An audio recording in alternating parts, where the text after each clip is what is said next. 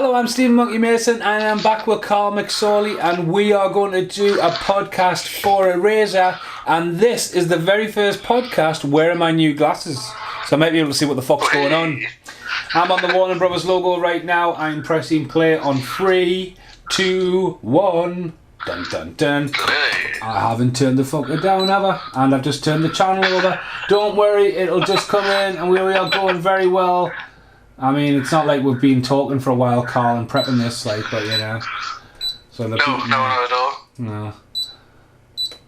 Alright, hang on, I've still got a blank screen. So tell us what's happening, Carl.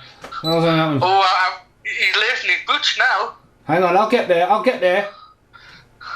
I've erased the film. Noticed the Warner Brothers font looks like the Batman font when it said Warner Brothers, not like the Batman Forever, I think.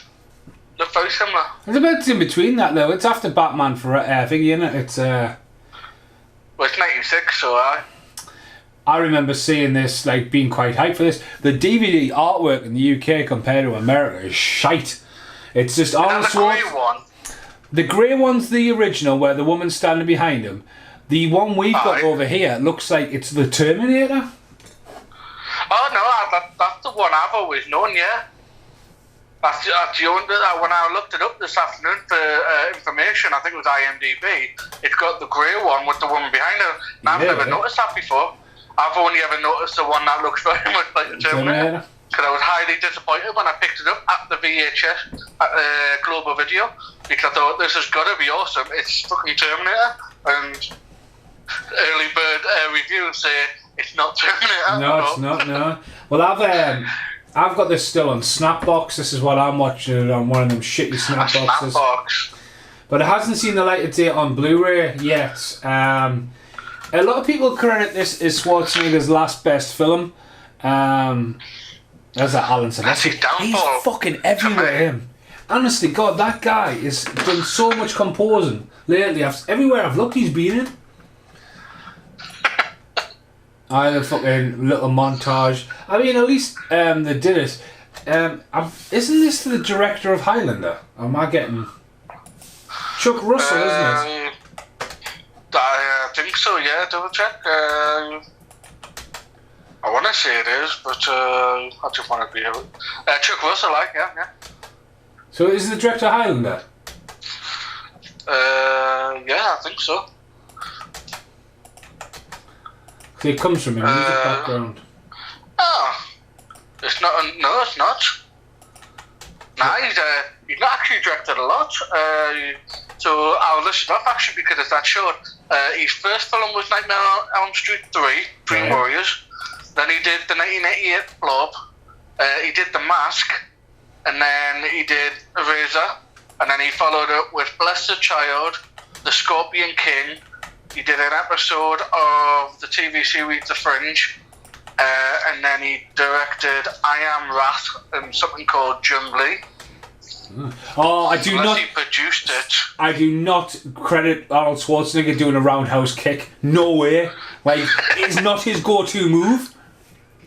You think I just sat there and go, well, hold on, what can you do that Chuck Norris can't do? Well, there's not much. Okay, so what can Chuck Norris do that you can do? I can do a kick. He's just done a forward roll in a sweep. I just like, again, don't get us wrong, you're going into a movie and think, oh, that's different. Like, Schwarzenegger is brute force, backhand fists, you know what I mean? I just don't, like, credit him as a sweeper. I mean, don't get us wrong, he is really slimmed down in this movie. Really slim. Yeah. And the guy he's taking a photo of now, he plays the bad guy in Striking Distance, and I believe shortly died after this movie. Right. That's what I think, anyway. Now, if you're wondering why I'm tapping in the background, I've just managed to clone a file twice within a file. So I've got so many different number 2s of the same clip. Alright, so yeah, I mean, I was hyped for this. This is like... still hyped for Schwarzenegger at this time. He did have a bit of a downfall with the 6th day and all this, and like I remember it being heavily trailered and stuff like that, because like the crocodile scene or the alligator or whatever it is, like I remember seeing the trailer for that, and it was like high time, do you know what I mean? But I would say, I mean, I'll always reserve me, especially with films I haven't seen in a while. I'll always reserve, because we've been here too many times on the podcast where I've opened up and said, oh, I love this film, and then you finish it and go, oh, that didn't quite carry the way I used to think it did. But to me, this was always that film that was a slight letdown, because of, like, again, going back to what you said, VHS, go to your video shop, you see Arnold Schwarzenegger with a big fuck-off gun and the cover, and you think, this is it. And I always felt this little bit of a letdown. The film didn't quite, I mean, don't get me wrong, I think it was mostly a compliment to Schwarzenegger, because, like, as action films go, before this, like, everything he was doing, he did it so well, you know? So, I mean, Schwarzenegger is a very smart man. We've discussed this time before. I mean, we've done quite a few podcasts about Schwarzenegger, just the two of us away from the rest of the group. And this one, it's like, again, this one's definitely been tailor-made for him. I don't see Stallone doing it. Do you know what I mean? But I would see Van Damme being the next choice for this, because this is very Time Copy. Again, it's the same era as Time Cop, isn't it? Yeah. But it's one of those things where if you analyse all of those types of films together, again, we'll go back to saying that they're all very much the same film. I think most of these are just being said, right, okay, Schwarzenegger's got this version, that means Van Damme need to bring out something very similar to kind of counteract that. But I was just having a look, so in 96, he did, now this must have been the Terminator 3D ride in America, which was T2 3D Battle Across Time. That's classed as a video short.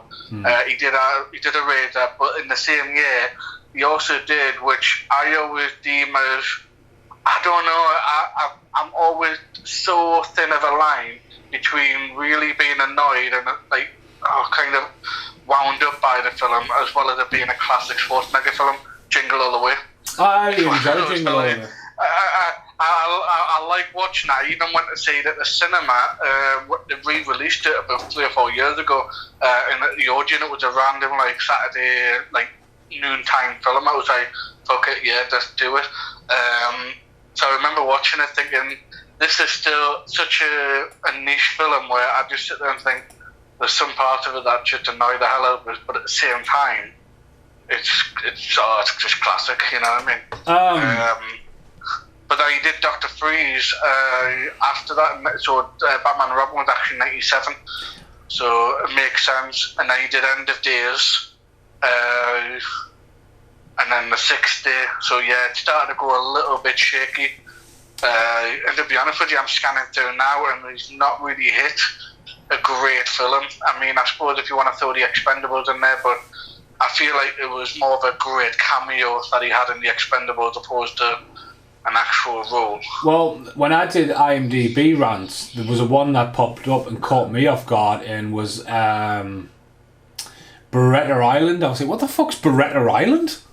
And then a guy called Chris had commented on it, and he was just like, oh yeah, it's a real stinker. And I was like, I've never fucking heard of it. And it's literally, it's around this time. It's you know what I mean? It's between Terminator 2 and this. And I was like, the fuck? 1993.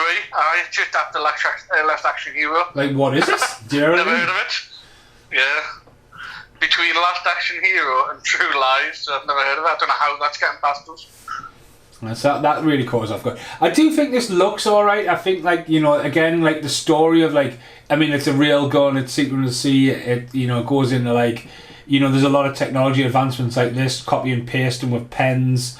Obviously, the hard drive when it starts flipping around, and James Caan comes in here as well, and, like, you know what I mean? He's a big fucking player. He's a big player, but, like, not the box office draw.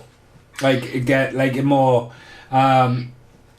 He's great as a henchman, but he as soon as he walks through the door, he's going to go one or two ways. He's either going to be the partner that gets killed early that sets the ball rolling, or he's going to be the double crossing bastard, and he's a double crossing bastard. But he has got that face, hasn't he? You can't trust it, you know. You know that thing. Nah, there's something about you, like smoking as well. that would start getting phased. And I was surprised Arnold Schwarzenegger let him smoke around him, to be honest with you. I know he's a big cigar smoker, but like, there's a lot of henchmen in this, so he has there's a lot of famous people in this in background, which obviously we'll spot as they go along, but again, I mean, I remember seeing this and I remember like going, right, it wasn't too bad, but you can see the decline. Again, Schwarzenegger at this time, you know, like VHS, I mean, DVD wasn't ready yet, so this is at the very end of VHS. Do you know what I mean? And it would have made a lot of money for him. Yeah, he's James Corbin here. What a voice this guy has. I fucking love him in Hudson Hawk. He's fucking brilliant. Oh, he's fucking, like, he's just got the voice, like, so. He does. He's got the look as well. You know, he always reminds me of Donald Sutherland whenever I see him. Just got that white hair and white beard. Donald Sutherland just gets creepier and creepier the older and older he gets. He just looks sinister as fuck.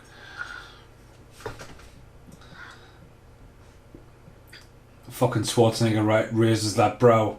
Like, the look of a lust. There's a bit in this, I fucking pissed myself. I watched this last night and there's a bit where he falls and he's like, "Aing!" He just disappears. It just like, I was like, ha ha.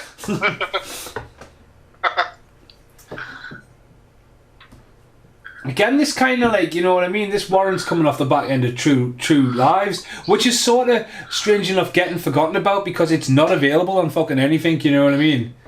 Yeah. No, that's it. It's one of those ones where it's kind of, I really enjoyed it. If I remember correctly, it's a little darker than like your typical action film. I always felt it was like a little bit more serious, more like thriller than it was action. But I really enjoyed it. But it's just one of the things. I think I've maybe seen it twice, if that.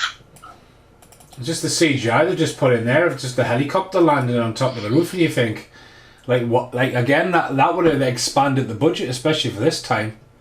Yeah. But it's almost been a challenge then, though. Like now it's a no-brainer. You know, people just throw in CGI just for the sake of it. Whereas this idea of, you know, doing that helicopter scene was almost like show-offy. You know, it doesn't hold up as well as say today, but it is almost like a gimmick. The black guy who's doing the surveillance, he is quite a familiar voice. He looks like he does look a bit like Martin Lawrence, and it's just in his delivery. But he also, I'll tell you who is it? He actually reminds me of. I'm trying to think. He reminds me of somebody else, like as a voice. It's just characteristics. It's very Martin Lawrence. She won Miss America, didn't she? Yeah, and rightly so, mind. Stunning. Fish eye. I like how, like, again, like watching, it's like the little details, like say using the fishbowl lens of our hidden camera.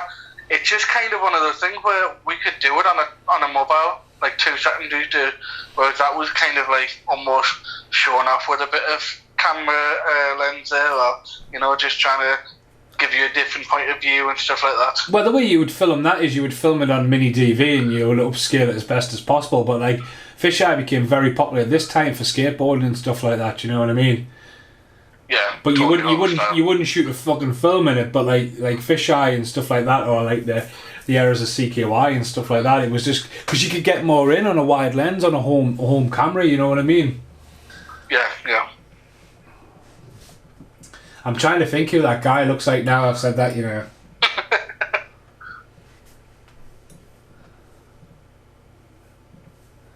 I'm going to start... The technology is quite good as well. I mean,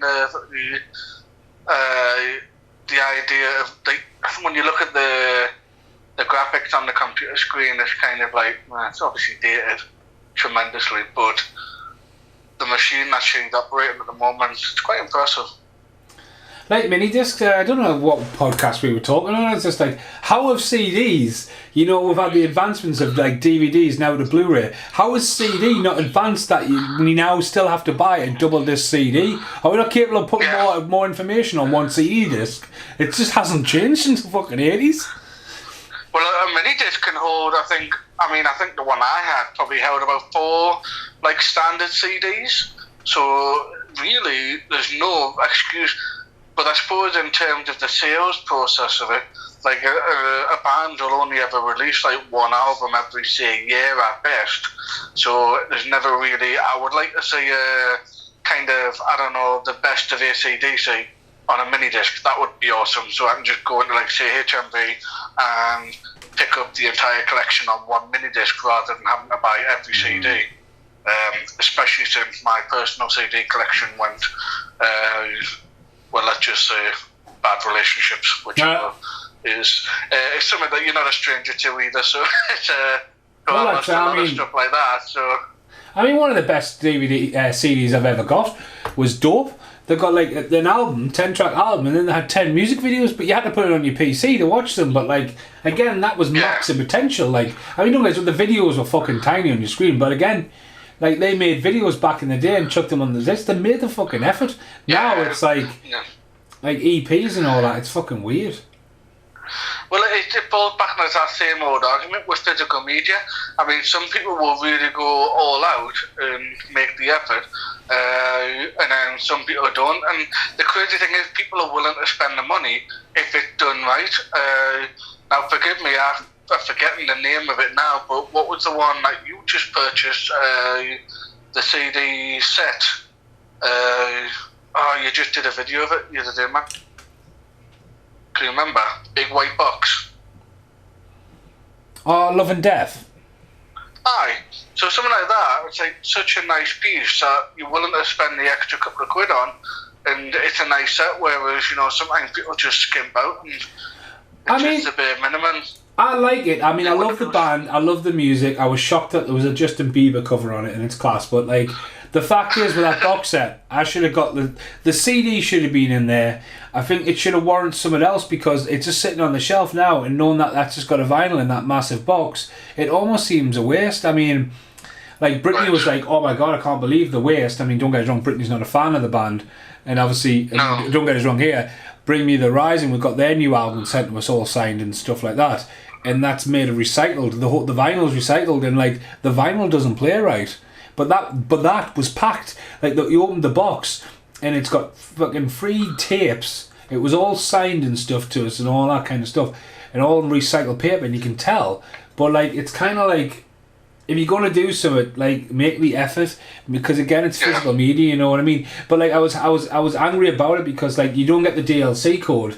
And straight away that day, some dickheads have went straight on YouTube, JPEG'd, and then fucking the album's on YouTube before you know it. You know what I mean? And they'll be monetizing it. You know what I mean? It's just bullshit.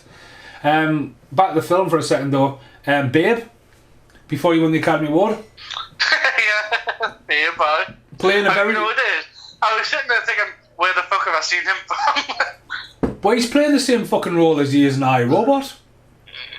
He's like the go-to guy. I like how sophisticated the brochure as a kind of a camera and everything. When he pulled it out, it was like, how the fuck were you hiding all that wire? It wasn't like what you'd expect, like a black thin wire that taped to your chest. She had a fucking big, like an ether cable stuck in a fucking jacket. He's got 4 VHS players under his tie. That backdrop though, out the back of that window, doesn't look very grand, like. Nah. But as far as the film goes, that's pretty a way to kind of kick the scene up a little bit, because it is kind of like a bit Mission Impossible. She's got to get in there, she's in the room, she gets the data and everything like that. But then, even at the time, you wouldn't expect that bloke to sit there and just blow his brains out. Now, I'm sure this film is cut, and there's some really bad cuts later on, and I'm sure Oliver... It said that there was loads of stuff cut from this movie, and I think that maybe is why we haven't seen a Blu-ray, because again, if anyone's a Schwarzenegger fan and anyone's looking to invest, especially in his back catalogue and the next generation, will know Commando, the director's cut, sold really well and for it to be uncut. But yeah, I believe this is like being quite cut down the street, just mainly a few of the action shots and all that, but yeah. Well, I can say, I mean, I was looking it up the other day, this afternoon, there's like loads of things about how it was done. I mean, even it's noted that John Millis did multiple rewrites as a favour Schwarzenegger. So clearly, when they were putting the film together, it may have been kind of a bit of a wish-washy kind of setup. Even Frank Darabont, William Wisher were brought on in mid-production to revise the screenplay. So, you know, it feels like this is probably one of those films where they didn't really know what the end product was going to look like. And this is the best version we've got so far, sort of thing.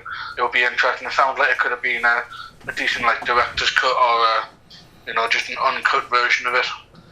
I mean, the director might be hard to get along with. I mean, hence why he probably has a short career. Because I know that was when I was going to the IMDb. That was you go into that, and that's one of the stories they go on about. Like when a producer and a director don't work, but then it's a big movie, and it's one tries to get the other one into trouble. It gets a bit fucking messy, like. Yeah. Oh, no, it's Tom Clancy's Without. I was wondering what they. Just trying to get on IMDb there. The guy who's the surveillance guy is doing my head in, like, so I'm gonna have to have a look what he's in. Really? I put it on the screen. I can get up to you if you want. I'm gonna have a look. I've got my computer here. It's just the fact that it's not Martin Lawrence. I'm aware of that, but he's just got. Yeah. I don't know if I've seen him in something else. I've got one of my notes as well, which I haven't really picked up on too much. But they reckon most of this was filmed on a handheld cameras. Apparently it was to make the audience feel closer to the action. No, not really like handheld. I don't know if it's my untrained eye, but I don't really feel like there's a major difference in what we're saying. It'll be like shoulder mounted. You know what I mean? Like it'll not be like it'll be a big fuck ass camera. Like you know what I mean? But yeah. There you go. Corruption. And it's like they use a little CD because that means a little bit more like espionage. You know, you can hide it and stuff like that. Where you clearly got a normal size like CD there. Just use that. I mean, you think it would write something on the disc? Have you found that disc now? Nah, just say get your old Sharpie out.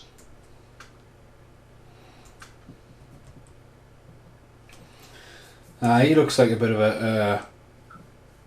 He looks like the guy from Police Academy sitting on this Jones or Jones.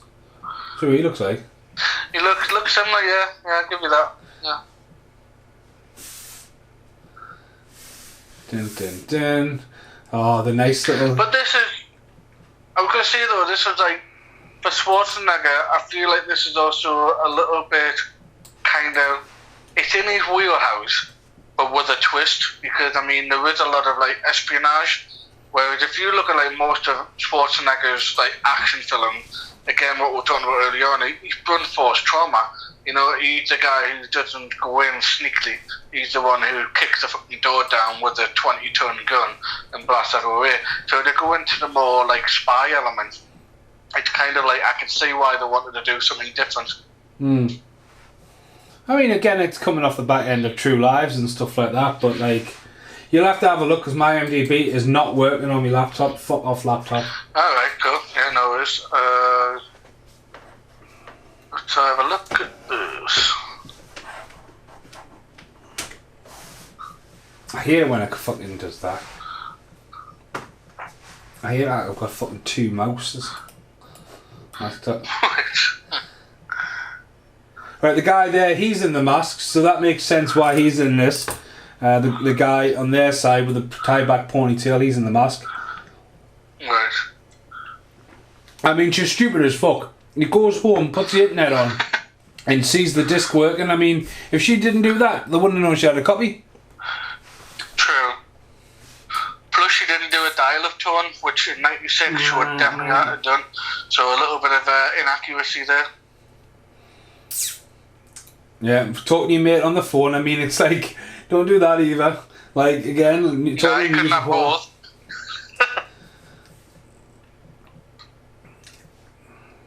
Where are you at? He's probably in the mask. Would make sense. Yeah. Oh yeah. I just looked out the window. They fucking had their heads blown off. All right. So the guy who's leading the baddies here, he plays Drake in Aliens. Appears in a lot of stuff. I think met him. Oh, have you? Aye. He's actually signed me Blu-ray DVD. Me stupid. Well, he was working there. He's popped up in a lot of different stuff. That. Well, he was living in England, and that's how he got cast in Aliens, because he could speak American. Obviously, he'd been American. This guy's been in a lot. Talk about a sex pest.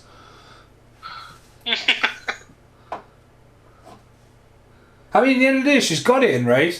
She's checked the computer, she's phoned the maid. Not realised somebody was upstairs having a shower. I mean, come on. Yeah. I love that technology as well, that X-ray through the buildings. Oh, this gun's a fucking beast, this, like. I mean, they were tiptoeing around like this. This kind of, this was around in, sort of a fair game. They used a very similar kind of technique, but again, I guess it was quite easy to do, kind of like computer graphics, where it was just basic lines and one dimensional. Do you know what I mean? Yeah. Because normally now this kind of stuff would be the basis, but again, it's really clever that the going down there, and like they have spent a bit of money on it. Definitely. Oh, because here comes Schwarzenegger, like he does in and he's got the fucking coffin, carrying the fucking balloons. Oh mate, I love it. Let's party. Mate, did they say what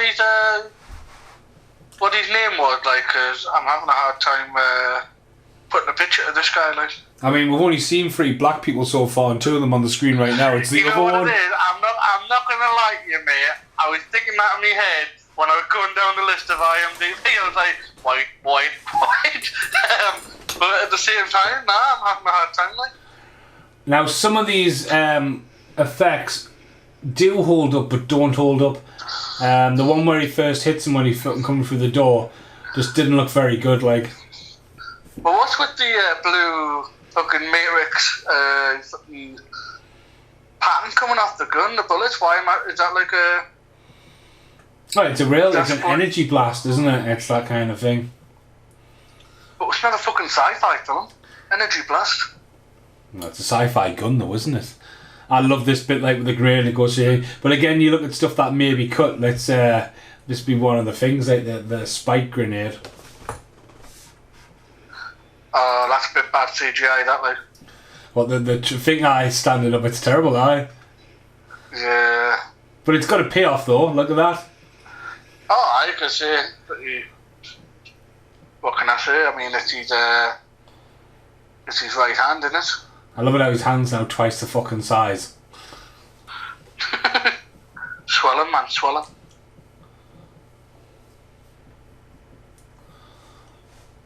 Dun, dun, dun, dun. Oh, pull that out. There you go. I am sure there's... Right, I think I know where you recognise him from. What is Only it? because of because it will be a film that you probably love. He's well known for Grosse Point Blank. Right. He's also Dr. Baxter Stockman in the 2014 Teenage Mutant Ninja Turtles. He played a character called Poke in The Dark Knight. Those are like what he's known for. But where do you think you've seen him from? If it was I don't know. I'll have to have a peek down, like. I'm just waiting to see if this is... I'm going to say, going through his list is not like some massive like standouts, but he's done he's done 40 films, like, so. Boom! There goes the house. Fairly active. The CGI of the dog. Well, you're gonna have a house. It's a 90s action film. One house has to blow up. That's the rule, isn't it? I mean, going back to Time Cop, that looks almost like the same house and explosion as Time Cop, that. Yeah.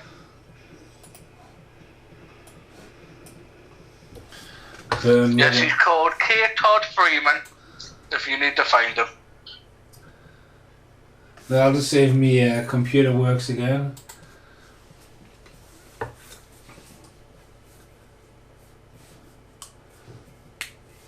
I don't know. I think she's beautiful, but I don't know if I rate her as an actor. I mean, she doesn't look like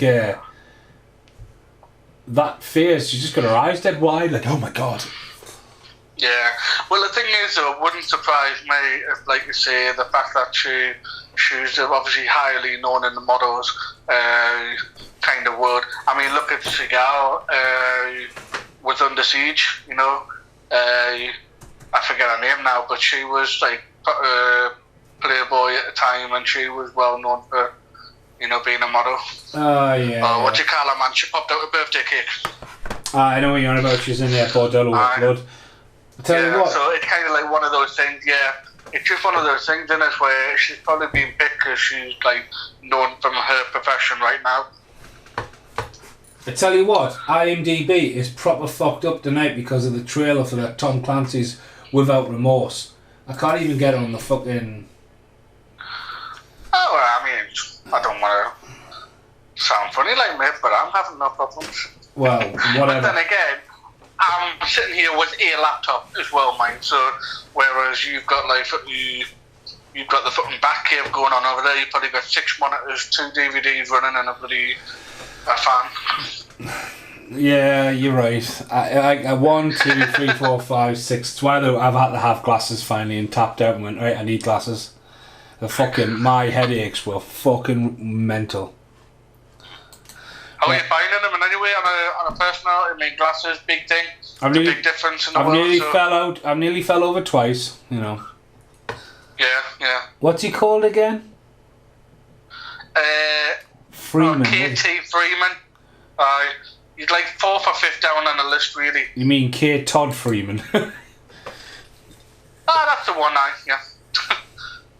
His real mate called him what I said, so you know. I'll let you know what I know him from. Let's go back to the start of his career. It's not super long, but... He was in a film called Jeffrey. Of course he was.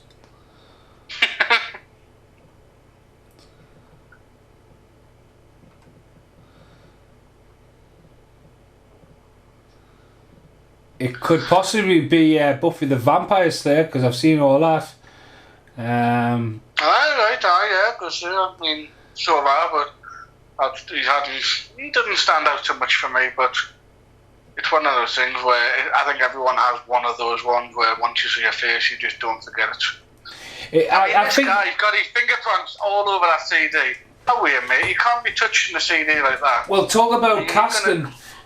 He plays obviously an Under Siege, and he's also a very similar character in Broken Arrow. So he's the go-to guy for well, again in Under Siege, he's kind of like the stupid one that needs the guy to tell him what's wrong. And then he's the 90s go-to guy for government conspiracy or RAF or something interface and that. So yeah. I mean, it's probably not that much different today, but it's kind of, there must have been like a ready-made list for like 90% of films back in the day, especially like in certain genres. Now, if you got like an action film, there must have been I've got this shady guy who's in the government, he's got to be a little bit slimy, but he is somewhat of an in-charge person, and they must just look at the list and go, there you go. There's 5 actors who do that.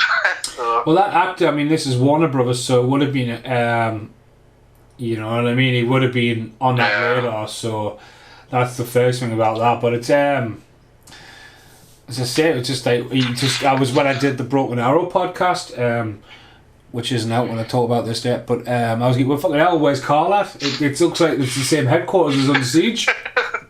Yeah. Well, even Kurtwood Smith's in it. And Kurtwood Smith's in Under Siege too. This is the same control panel. Yeah. Well, I say if it works. Tell you what, though, Warner Brothers is playing a bit of a funny game these days. I don't know if you keep on top of it or whatever, but you know, like obviously the world's gone to fucking shit, cinema especially, and so apparently Warner Brothers is the only one of the big names that still aren't producing their figures for box office and stuff like that. It's something weird that's going on. It's they're talking about like the highest grossing film this year would be Tenet. But the thing is, with that, there's no competition because in theory they reckon it should be Wonder Woman, so it's under the same house. But apparently, like, where all the other companies were putting like, this is our weekend take, this is our weekend take, Warner Brothers didn't. And what they've done is they've added up like a weekend, another week, and then another weekend or something like that, and said, yeah, that's our take. And it's like, well, hold on, like everyone else is just a weekend. You've added like Memorial Day and stuff like that, which I don't think it was Memorial Day, but like they added different holidays and stuff like that. So there's a guy on YouTube. It's quite interesting, really. So he's trying to keep up with the box office reviews, which is very difficult because like a lot of places in the world, you know, cinemas aren't happening. But yeah, Warner Brothers being proper sketchy about what information they're setting out. So it kind of max it up for the years to come. Like, I think like, there's going to be a lot of people going to say, well, you know, as far as box office goes and, you know, what succeeded and what didn't, I think like 2020, 2021, even going as far as 2022, it's going to be like a bit of a blip in the old record books. People are going to be like, not quite sure what happened there. Warner Brothers is a big one though, because Warner Brothers has got quite a big cartoon library, but also they've got Warner Tower Music, haven't they? And like they've got a lot of music, and I mean that's something that Disney hasn't really gone into, like mainstream. But like Warner Brothers, they obviously own Do they own Lionsgate and all that? I think they're stake in it. Yeah. Oh, New Line Cinema and all that. They're all like branches. Warner Brothers is a big company. Like, right, this guy here opposite the table who gets marked, he's obviously in the X-Files. He's the one who gives Scully the creeps. Of course he is. Well, but he's also in. He's in quite a lot. He's in Con Air. He's the one who gets fucking chucked out the way, killed. Billy. I think he's also. Of course, I think he's also in Chronicles of Riddick. Very distinct voice, very distinct look, but got his real big. He was that creepy in X-Files. He got brought back for a follow-up episode, and there was nothing wrong with him. He was just very. He was like a bit of a sex pest. Right. It's hard to play that. You get it right. I was going to say before, like, when we're on the rant night, but like when that woman comes up to meet him outside the door, when she's going to look after you and all that, you can just see her back to your mark and action, and she's just like, why would you be standing at the end of the corridor, like in a corner? You know what I mean? It's just to get the scene cut. You know what I mean? James Caan though, man, fucking Misery, like, oh. Yeah. His son's done really well for himself as well, hasn't he? Because is it Scott Caan? He like tiptoed around to be in some movies, but obviously been in Hawaii 5-0 for a long time, hasn't he? Yeah, because he's been consistent, like.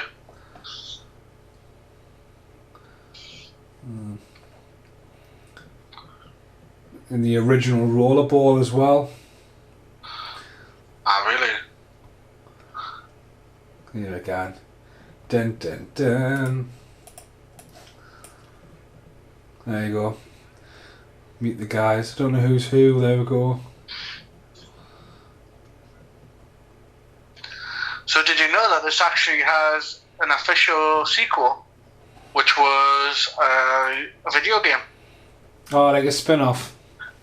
Yeah, I never played it. But it came out the same year as well, so it must have been like fairly planned. Guy there, he's in the Titanic. He's been in quite a lot. The young lad. So this film, I mean, except for the assault at the start, it is a bit of a slow burner. And don't get us wrong, it does. The one thing about this movie is it has a massive fucking bad ending, but we'll get to that. Well, it was supposed to be I think you had originally written it as a romantic ending, which obviously didn't go down too well with the test audience.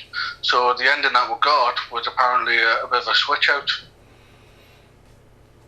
But yeah, it's kind of like I suppose the romantic side of thing would have been obviously a little bit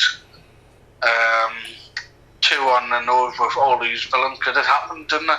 It's like every action film, there's always like, gotta get the girl. Aye. Oh, foreshadowing. Bit of Commando homage. Yeah. Now, I think it's coming up, there's a scene where he sort of shoots back at himself with a shotgun. I believe it's in the scene coming up, and it just cuts away very badly, like almost like to cut out some gore. I just remember seeing it last night and goes, that's a bit fucking harsh, and then it just popped up in my head that Oliver Harper was on about it, like it was cut. Right.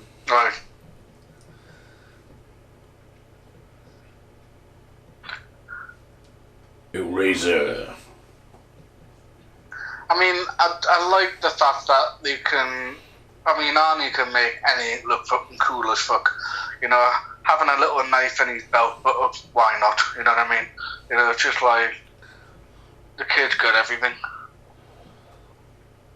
He's very slim in this. I've said that before, but he's very. Definitely, yeah. He's definitely like slimmed down, and he's not gone for the muscle. I mean, that scene there, if you look, like you would probably see, like look at the size of him in fucking Predator when they come down the hill. Yeah. But is that like? Do you think he's done that deliberately because he's supposed to be?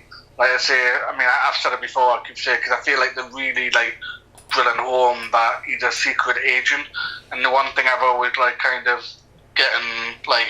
I accept it because of the cheatiness and the fact that it's kind of forgiven because it is so silly. But like, there's no way Arnold Schwarzenegger can be put with the word discreet. Mm. You know what I mean? It's just like there's no way like that man could walk in the room and you think he's a fucking badass. You know what I mean? It's like you can't walk in when you're that size and then just play off as I'm just a typical office worker. Well, it's just there with James Caan saves his life, and he's walked in there and he's met with this badass, and he's nearly just got himself shot by a throwaway. But then it's like it's almost poorly written. Do you know what I mean? Because it's just to set him up for the turn here that now he's the bad guy. Do you know what I mean? It's just It gives it a bit more to go. Oh, it's a bit of a shock value. If he had just walked through the door and then shot him in the head and give that little comment, it'll. You know what I mean? It's. There you go. Kicks the guy in the door, doesn't he? Oosh.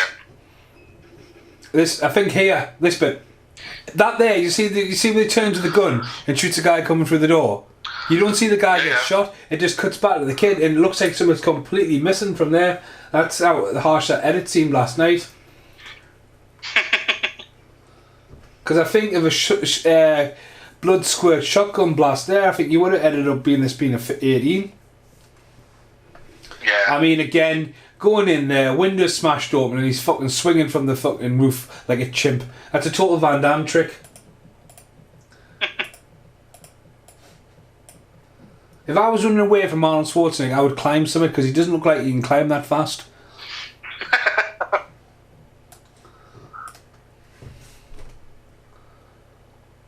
Up. Oh yes, you know what I mean, putting the fucking picture in his pocket. Is this your friend? Like, he's just walked in the room and you're fucking doing that? Not like a bunch of pictures or something like that, do you know what I mean? Yeah, just one, yeah. Talk about smelling a rat. I mean, come on. Even the look he's got on his face, is like he knows, you know, like, it's almost dead on obvious. That's the day. Camera. That day and that reaction's when he's went, right, can someone rewrite the script? And yeah.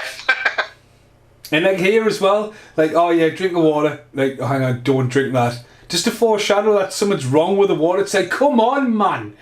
Like, let him drink the water, let him like be some bit edgy, let him sit down, and let him discover the water and not to go, oh yeah, there's something wrong with the water, folks, get ready. I mean, they've got a fucking mustard bar and everything behind him. I mean, what kind of fucking aeroplane is that? He's got the ketchup bar. It's a decent one for the 90s, like, isn't it? Yeesh. Now, it did have a decent budget, I will say. I mean, for what we're seeing, I think they've spent the money wisely, but the estimate budget is 100 million. Fuck me, man. Which I suppose for 1996 is quite high. But it did get its return. So what do you reckon? Go on, give it a wild guess. What do you think it came out with worldwide? Schwarzenegger is still high in this. I would say 130. 130? Oh, you low blood, man. It's much higher than that. This came away with $242,295,562. It's doubled its money and more. But, again, Schwarzenegger's still running high. It's still an easy film to market because you got to remember, obviously, 96, you got to stick this on a movie poster and you've got to get people to go, I want to go and see that film. Where, to be honest with you, 96, Schwarzenegger, action, you've already got $1 million there, just for the fact that people are going to turn up and watch that. So it's no surprise that it made as much as it did. But that being said, the 100 million views, I don't know, must have been in that fucking sci-fi gun, I reckon. Mobile phone on an airplane. So what's the tagline for the movie? He will erase your past. Oh, I do have it, but it's actually, I love it. I think it might be one of my favourites. Let's have a look. I had it before. Where you're at. Well, the tagline on the DVD box is, he will erase your past to protect your future. And that's the one it is, yeah. And he totally looks like the Terminator on the front cover with his guns, but on the inside it's big frills and big laughs. You'll have a blast. Yeah.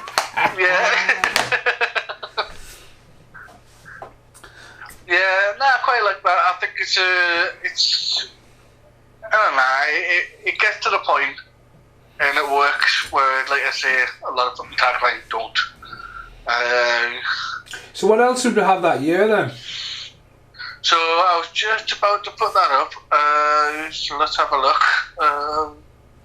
1996. I think it's probably going to be a big year. So obviously, I don't know how Mr. Paul Ray does it, but I've simply Googled, and I'll just tell you what comes up first. So we've got Daylight. We have Stephen King's Thinner. We have The Edge. There's a Baldwin in there for you. Alec Baldwin. Let's have a look.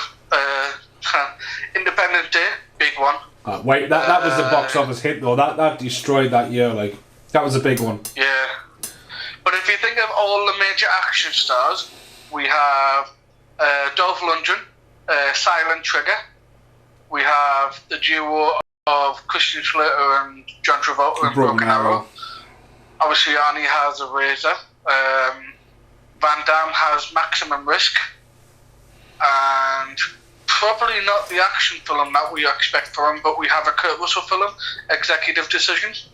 That was the one. That's obviously when Steven Seagal was in it, and obviously spat his dummy and they killed him off. And that was, a lot of people say that was when Steven Seagal ended up being a bit rocky, what he was going to do with his career. So yeah. Well, yes, it is. We also have Twister, which that was the treat of the week for me when it comes to, okay, you're allowed to go to the cinema. What do you want to go and see? We went to see Twister. They are the two films that dominated that year, I would say, so far.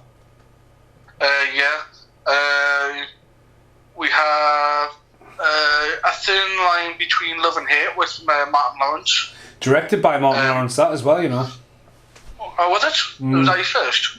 Yeah, he directed it, but obviously I don't think Bad Boys had been a big hit, and he'd been around for a long time, and that was one he directed. Yeah. Tom Cruise is nothing about Mr. Jerry Maguire. So that was quite big for him, wasn't it? Even though not so much. That was the one he got the awards though, because Renée Zellweger got the Academy Award, didn't you, for that? Yeah, right. One thing at the film I think that's kind of been in the land of forgotten, and I think we should definitely do it at a podcast. The Frighteners. Oh yeah, Michael J. Fox. I quite like that film, but I could reckon if I mentioned that film to 100 people, I reckon you'd be lucky if you get 50 people who know what you're on about. I've actually been to a lot of locations. As well, so. Well, I've been to a lot of locations where it was filmed, especially last year as well. My brother lives in the town. Frighteners was a big thing in '96 when I was living in New Zealand, and it was fucking massive Right. because it was Peter Jackson, and Peter Jackson was huge in New Zealand, obviously, and Frighteners was fucking massive, and like everyone was like, "Oh, we need to watch Frighteners," you know what I mean? And yeah, I've been to a lot of locations where that was filmed. I've got when I met Jeffrey Combs, that was the one thing I got signed, and I've actually got the steelbook sitting next to us in a glass case because I love that film that much. Ah, you do. I remember that. Because I got a steelbook. It was one of the rare occasions where I went into CEX, and I got it like it was like decent condition, everything, and it was fairly priced. And I thought I always expected to pay a bit more for it, and I just remember finding it and going, "Oh, I think I love that one." Mm-hmm. So about we have Dust Till Dawn as well, by the way. Just to throw that out Sleeper there. hit. Aye, Sleeper hit that one. Yeah, Scream, big on the slasher films, that reinvigorated slasher films, didn't it? Well, yeah, I mean, again, Scream was another big hit, but I think Scream got even more popular as it got to home video. Boom! Yeah. Don't try that at home.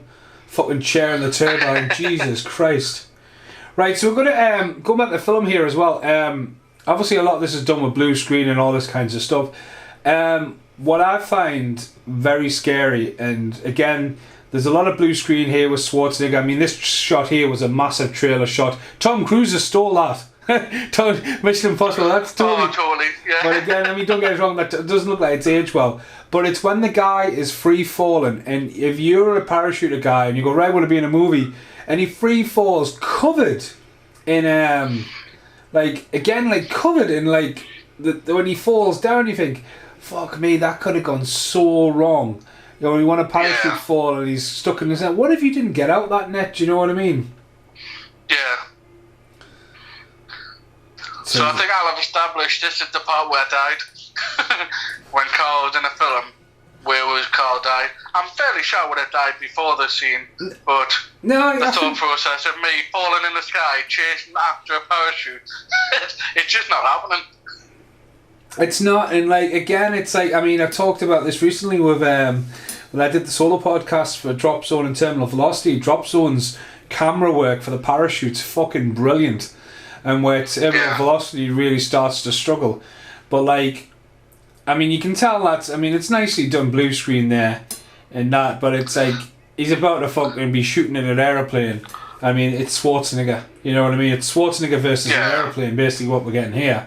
But then the free fall when he drops his parachute, it's just fucking insane that you would go to the stunt guy, this is what we want. And like, as a stunt guy going, right, I mean, if his money's there, because stunt guys live for that kind of thing, and it's all about the stunt. It's the macho, the mano. It's like, you get the stunt guys that are really smart and know how to do it for camera, but you will get stunt guys out there who'll go, right, yeah, I'll do that for a paycheck. And I mean, again, you've got like composites here. I mean, he's going to fucking shoot an aeroplane.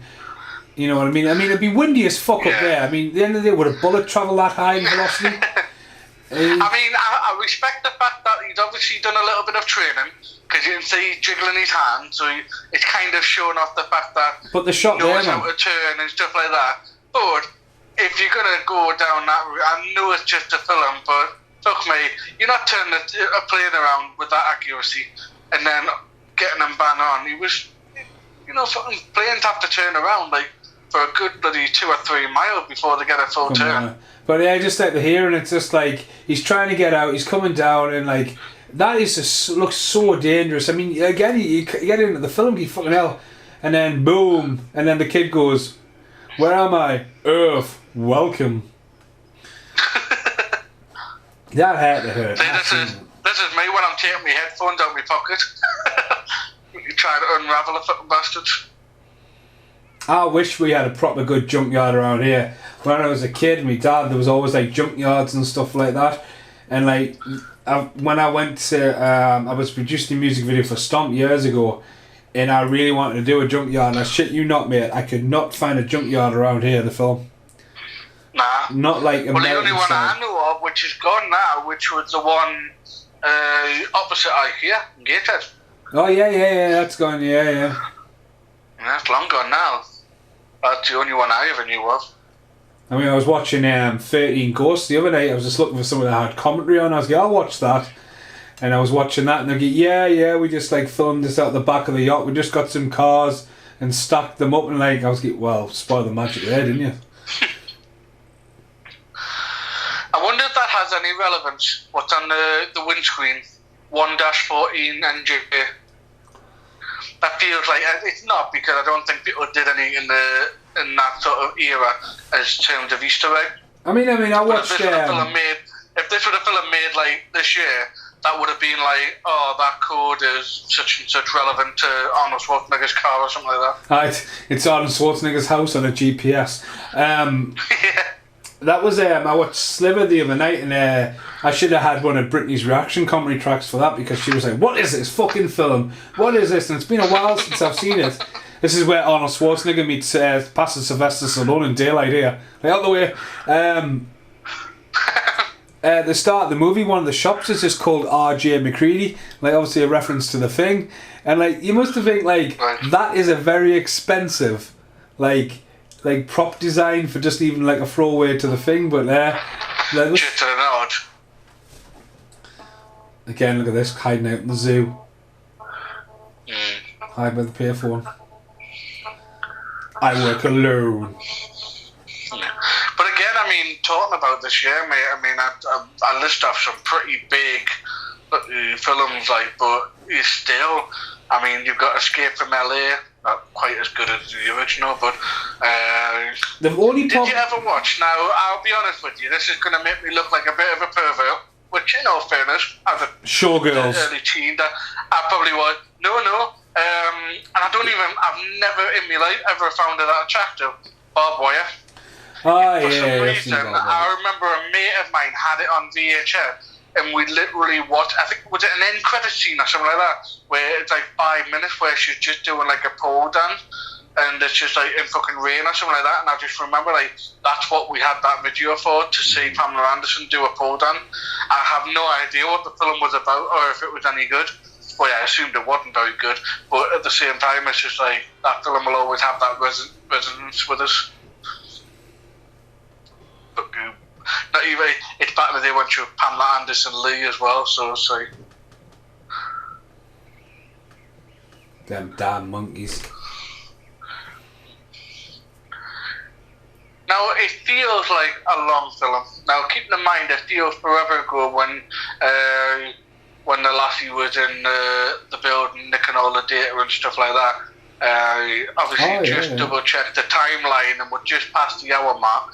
It's only like just under 2 hours, which is not major, but I feel like, and I don't want to say it's a negative or a positive, but it does feel like it's a long film so far. I mean, she's running around for the monkey. It's a long film with almost a climax and ending where they don't know where to go. I mean, this bit is, this bit's warring around, but going back to like 96, you had a lot of, like, Warner Brothers would have chucked a lot of money at this, because like Warner Brothers didn't do Independence Day, they didn't do Miramax was on the rise with Scream, and Warner Brothers actually co-produced, which I think is a very rare, and fuck my life, I can't think of another film that does it, co-produced Twister with Universal Studios, and that to me was unheard of.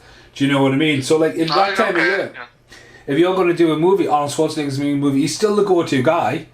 Again, because like Stallone was busy, Van Damme was busy, it gave the opportunity for like Will Smith to get a break. Do you know what I mean? And Will Smith's now one of the biggest stars. You had but like with all them films you rhymed off before, you had all the top stars working, but like there was gaps. It was big money. VHS was huge. You know what I mean? There was an aftermath market for money. And CGI was coming along, so they were like getting a bit outlandish. Like here, where you go, right, Arnold Schwarzenegger, Reptile Zoo, he's going to bust in, just go, traffic. Like, what the fuck? And we're going to get some crocodiles or alligators out. And you're going to get people getting attacked by alligators. And when I watched this, I love creature features, me, and I was just like, yeah, I'm going to be like in for that. And like, especially the trailer was him turning back and shooting the crocodiles. So you're just like, again, like Arnold Schwarzenegger fighting in a zoo. You know what I mean? I mean, it's almost glaring, but her hiding behind the wall there is quite interesting that they panned on that shot for so long, since the brick wall, which clearly looks like it's made out of material.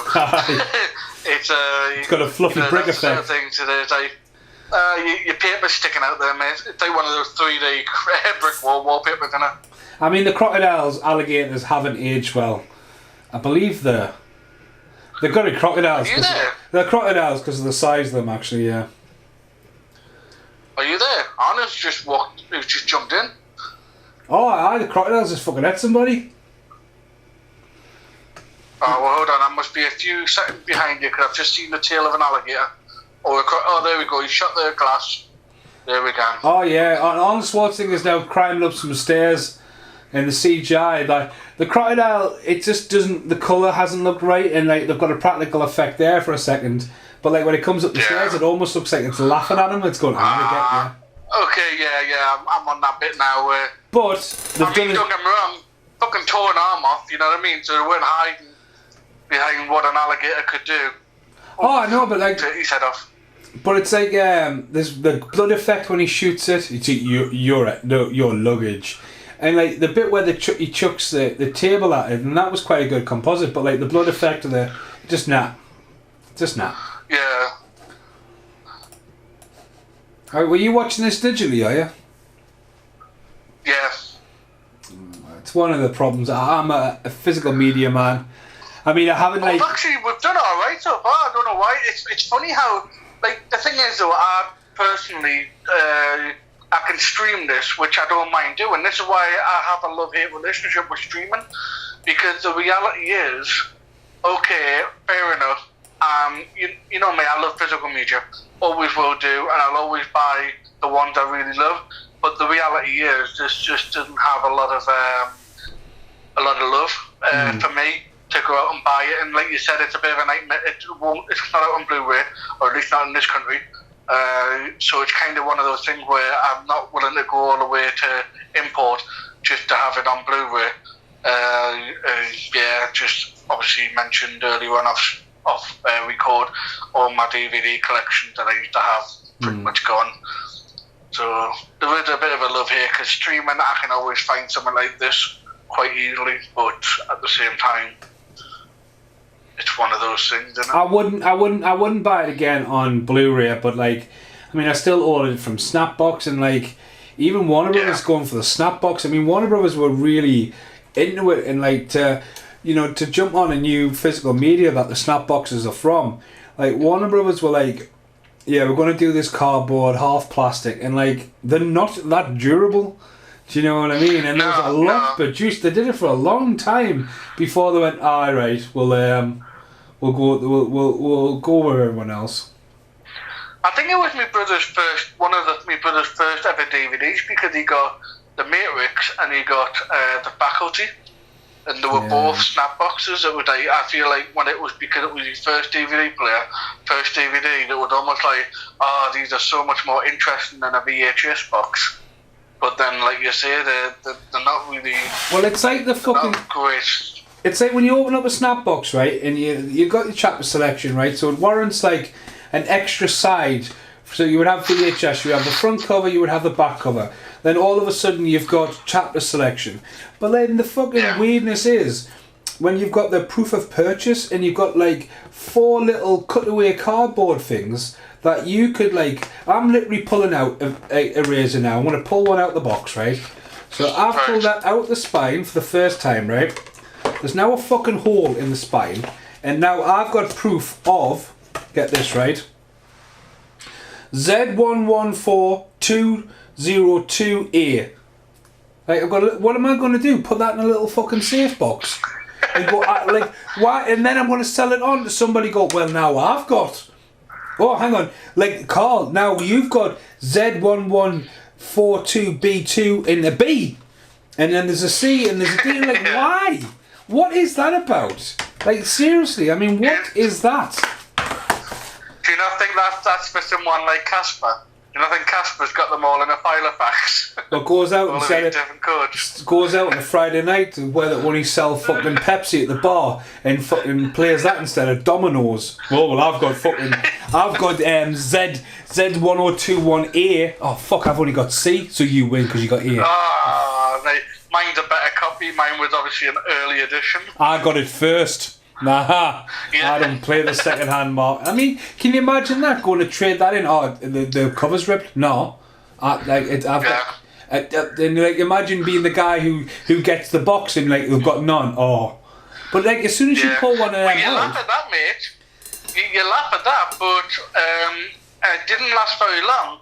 But it was a big thing for a minute when it was when the new £5 note came out.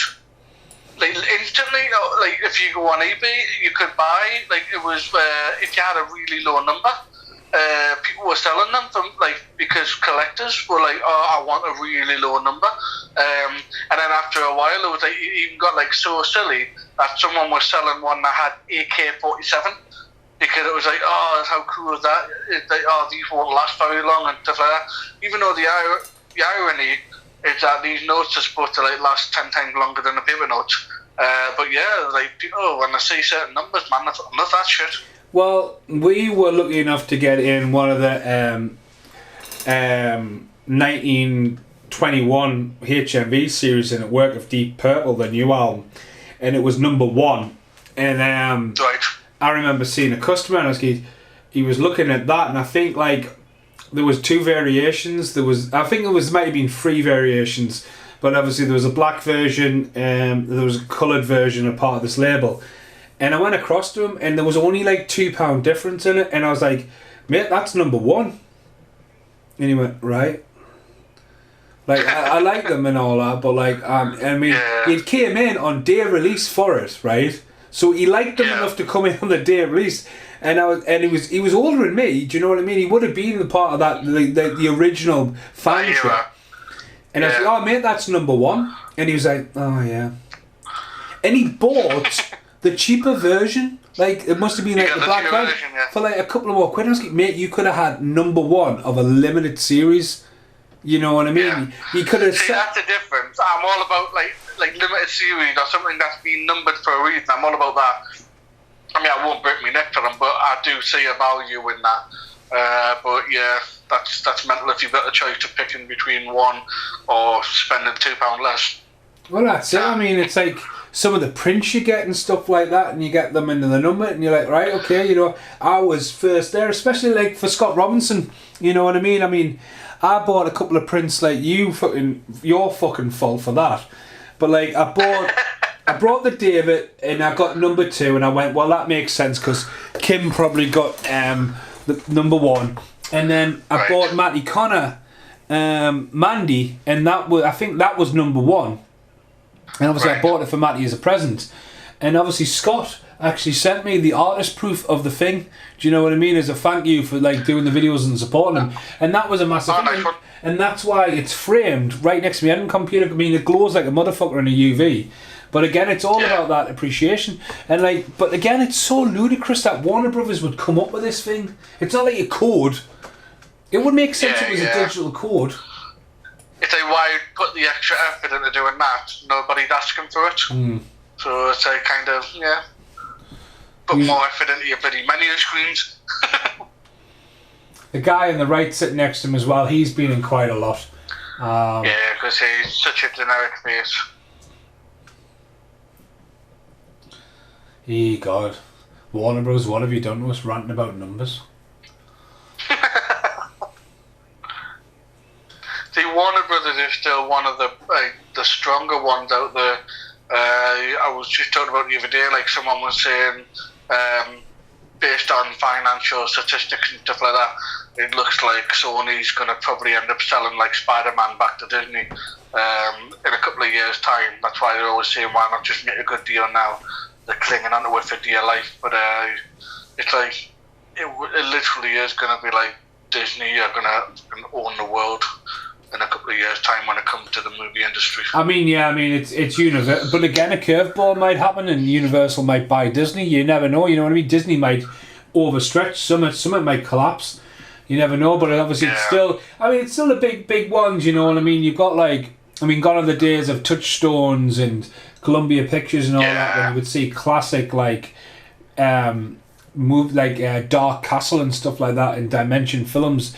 They've all been comprised in other groups like New Line and stuff like that. Seems to be going strong, but the big ones are Warner Brothers, Universal, and Disney. I don't see. I mean, I see Sony and maybe's at number 4. You know what I mean? Because they don't really build themselves on a franchise. You know what I mean? More than anything. Well, so Paramount introducing Paramount Plus, aren't they? Paramount as well. Sorry, Paramount's another big player. So that's I think because obviously they're laughing because we've got Disney Plus, and then fucking Paramount could turn around to, oh, we've got something like that. We're going to call ours Paramount Plus. It's like, well, fucking hell, use your imagination. But like the Sandman's just entered. A guy who plays the Sandman's just appeared on the left. He's come in with Tash, Sex Pest Tash. He was in the X-Files as well. The problem is with all these streaming services, when it all mounts up, are you going to pay £50 out to all these companies? No. Not like... It's like... well, basically the way it works is Brit pays for my WWE network, right? And I pay for Netflix and Disney Plus. And that's 20 quid between us going out. But that's again, if you try to like introduce more streaming services on top of that, it's like it'll mount up. Do you know what I mean? Oh, absolutely. I mean, it does. I mean, the thing is, I think everyone does it. That works out really well, and I'm surprised that they haven't stopped it. To be honest with you, like for example, obviously, I know you share WWE with certain people, myself included. You and Gordon have got it because I keep watching. I was like, who the fuck's been watching the best of Sasha Banks? And I'm like, Gordon. I'm going to say that's not me, like, but I do watch it from time to time. But no, like, I don't pay for Netflix. I've got a friend, and therefore he has my Disney Plus. I have his Netflix. So, like, it works really well. But, like I say, I'm really surprised, especially since Netflix have been in the game for so long, that they haven't come away to... I mean, don't get me wrong, it'd be a shitty move if it did. But in theory, they must be looking at it and going, there's got to be an extra couple of thousand people that we can get to subscribe if we cut that, like, kind of one system out. But the thing is, Netflix should be one per household. Netflix... If Netflix did that, they would fucking triple their money. Yeah.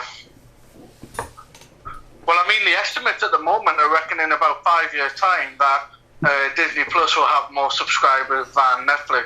And the only reason I probably doubt that is because the thing with Disney at the moment, we all know they spent literally billions on Star Wars, and I feel like this is where Star Wars will always make money, don't get me wrong, but this is where I think they're learning the lesson quite harshly right now, because obviously they put out what is deemed as the new trilogy. It made money, don't get me wrong. When you look at statistics on how much a film made in a weekend, they're still fucking killing it. But it's starting to get to a point where people are wising up, and so therefore I think Disney did think it didn't matter what we put out, people will buy it, and I don't think that's going to work forever. And I also feel like it's a bit of a gamble, because when you think of Disney, you think of Star Wars, but you also think of the MCU. And as a big Marvel fan, at the end of the day, there's about, let's say, I think it's Phase 4. Let's say there's 5 films in like production right now, or ready to be put out. There's only about 2 or 3 that I'm actually interested in. I feel like they're getting the best of what they were ever going to get. So I think for Disney, I think it's going to have to be a case of come up with some original stuff. So that's what Netflix does. Doesn't always work. Some of Netflix originals are not that great. But Netflix they are doing a lot of originals. Netflix are with Disney. Netflix going to the long-term investment though. Like it's like Disney and all that. Oh, if it doesn't perform the first week, they're like fucking cancel it. You know, fuck all this shit. But like Netflix, you know, they've knocked it down.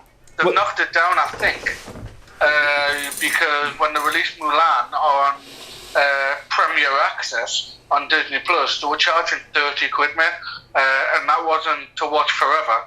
I think you have a week of it or something like that, with like a rent.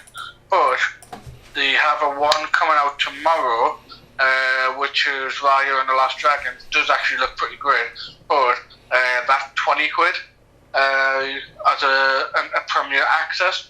And that's the weird thing at the moment, is that like a lot of these companies, HBO Max, obviously we don't have it in the UK yet, but they've released some big film that are just part of the subscription. The same with Justice League. I mean, that film's getting so much of a buzz. Now, I personally, I'm not that hyped for it, but it's such a long-awaited film.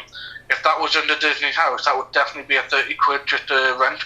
Where with HBO Max, they're saying, no, it's part of your subscription.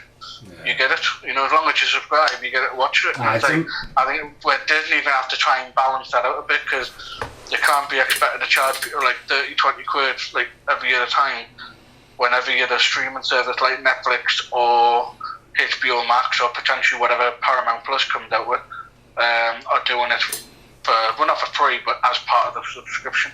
It's one of those things. It's a time will tell, but like I'll still go up to the other room and like I'm a big fan of the artwork and I hate thumbnail crawling.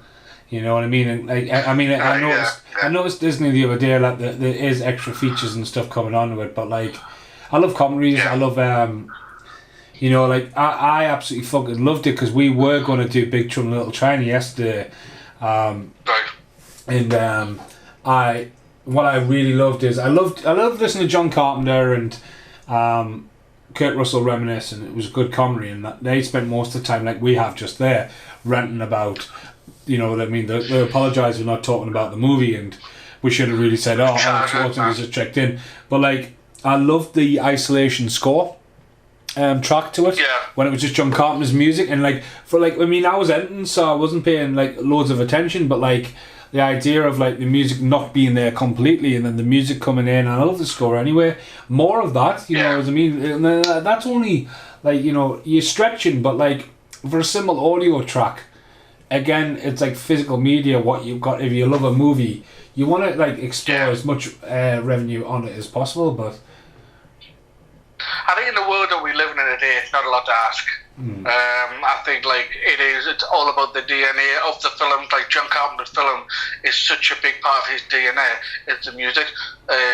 As someone who is who's hard of hearing, the idea that doesn't always resonate with me. It took me a long time to kind of mature to really appreciate those sounds, because like I say, a lot of time sometimes cinemas play things too loud, or sometimes like DVDs don't always get it right. Just for me personally, and I don't expect anyone to sort of say, well, how can we make it better for him? But as I've matured, like one of the best things I did a couple of years ago was go and see John Carpenter's music concert. Oh yeah, it was just one of those things where just sitting and listening to it live, it was just like, I know you saw it, so you had things playing in the background like video wise, but to me it was just like, okay, this is how it should sound. This is what John Carpenter is listening to while he's thinking about putting in the film. So I feel like that's something of such a big DNA for his film. And it was one of those awesome events that I just think everyone who's into like music scores should have experienced. And I think more films should do it. I know like sometimes go big, don't go too big. Orchestras can be amazing, but I also feel like they can also be a downfall as well. But like a small stage like that, I had 3 or 4 people on the stage. It's just like it was everything it was supposed to be, not over digitized or not too crazy.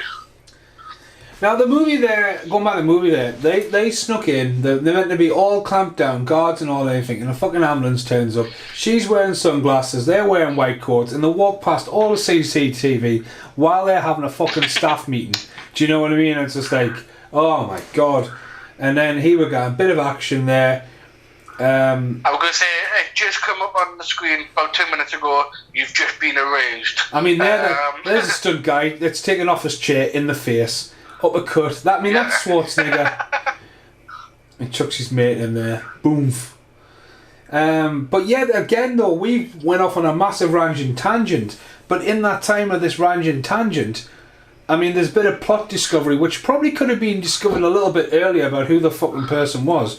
But not a lot's fucking happened. Not enough for us to engage. For me to go, shut up, Carl. We're talking about, you know what I mean? Oh, mate, you've got to do it. You've got to say it from time to time. I can talk for England. It's my job. Well, like when people tell me, like, you've got to go into a room and talk to 5 people, and sometimes that 5 people want to hear fucking everything, and then sometimes that 5 people just want to hear, like, reading a synopsis. Well, Mind, I've got to balance it out. I mean, obviously, I've sent you the private link to for what's filmed and edited so far of the new series, and I've been waiting for you to give us a comment because obviously I take the piss out of you. I'm not going to tell you which review it is, but one of the reviews I'm just like on about. I get me phone. I'm like, "Where's Carl at when I need him for some history?" And then I go, "Oh yeah, Carl tells us about this," but then I'll have to go, "Shut up, Carl." So Shut up, Carl. You do have a shout out in the new Fast Forward review series, definitely. Very nice, yeah, and very rightly so. It's I get a moment to shine, and that's my moment. Yeah, well, you check it out. You'll be laughing when you find it. Like, I'll not tell you which one it is. So you have to watch them. I mean, that ambulance fucking got away quick, didn't it? Whenever Arnold Schwarzenegger wears a white jacket, I just think Junior. Not a tumor, is it? Yeah.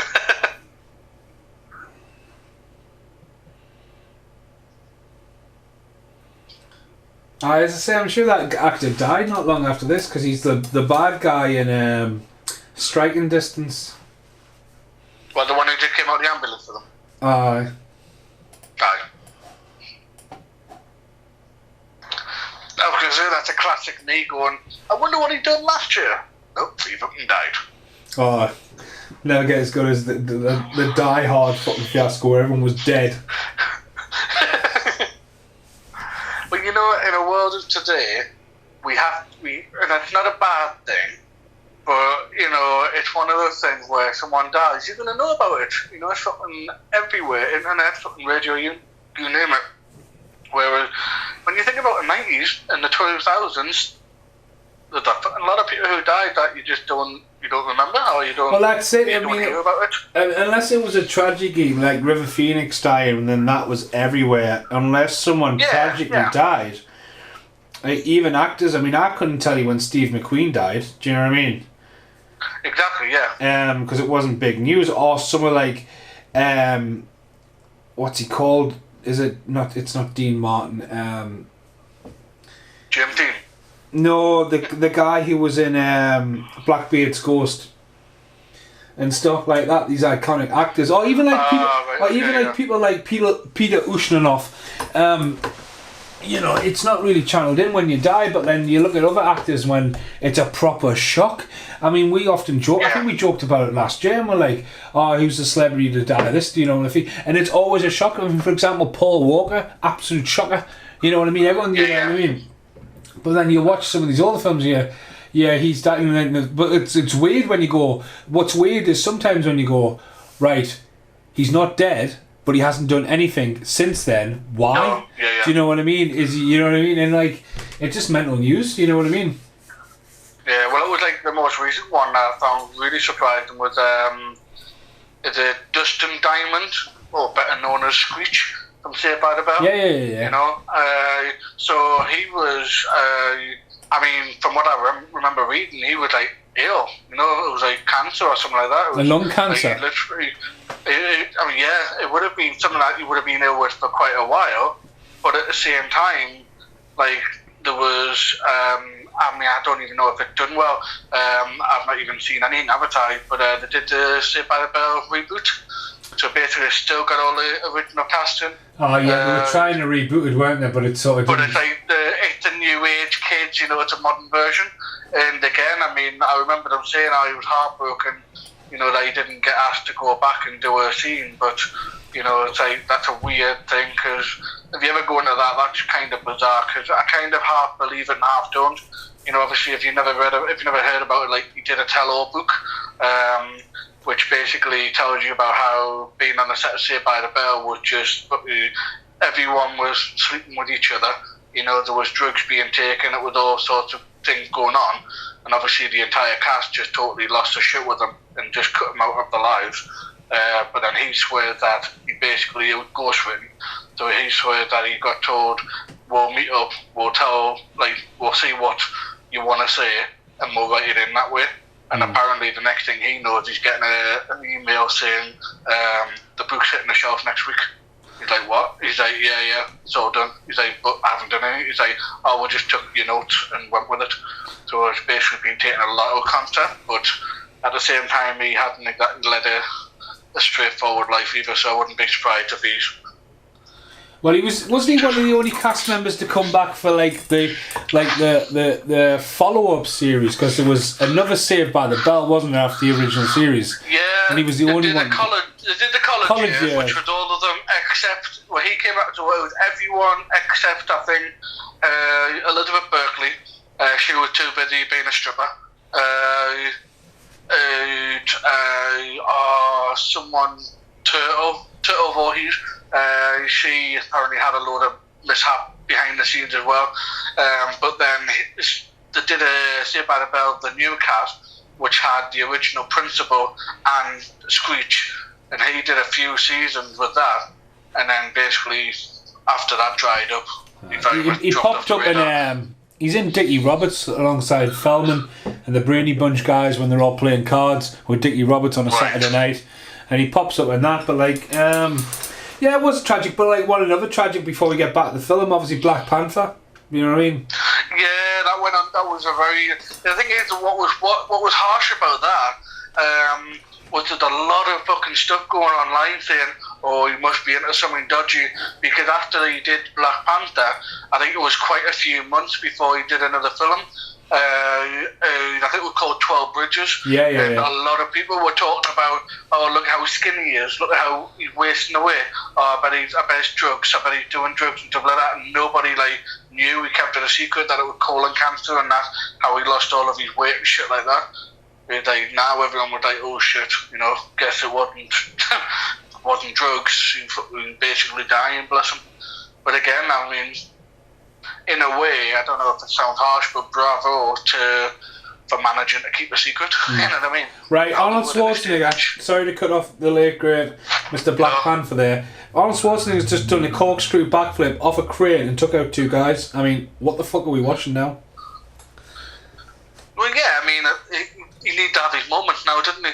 Corkscrew when you think about it, if you consider this, right, I reckon if we tallied up timeline, Schwarzenegger hasn't been in a lot of this, I know, but he's just done a corkscrew backflip. That's where I'm like, what? And now we get one of the biggest shootout scenes coming. This is where it said funny when he falls through the floor and he's like, aye! Oh, I thought that was Rey Mysterio. Oh shit, that's alright, okay.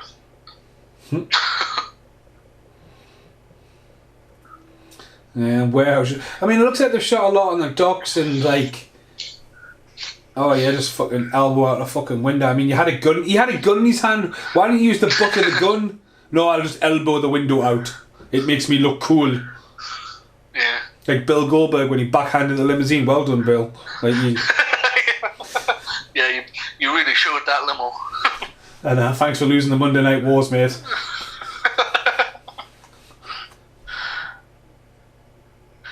It's very much we're back to 90s action. It being espionage, it's being thriller, probably a little bit too slow. But Comedy's in there. We're back to being in the 90s action film. Yeah, God, man, what are we watching?